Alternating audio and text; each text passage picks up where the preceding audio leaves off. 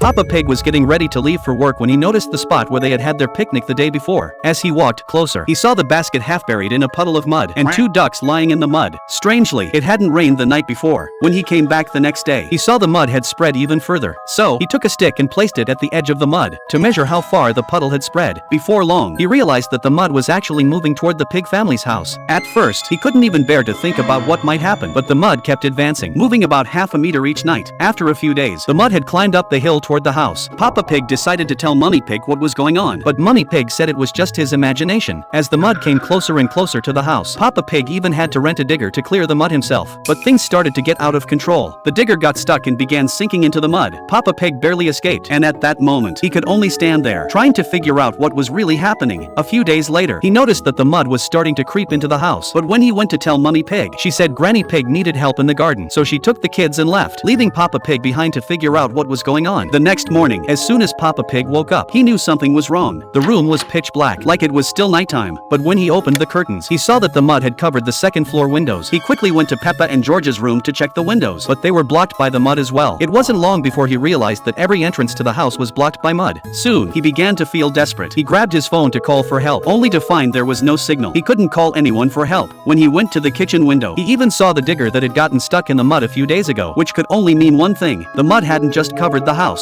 had sunk into the mud. At that moment, Papa Pig felt like he was being buried alive. Poor Papa Pig struggled not to lose hope because he knew his family would be back soon, and he just had to hang on and wait for them to come looking for him.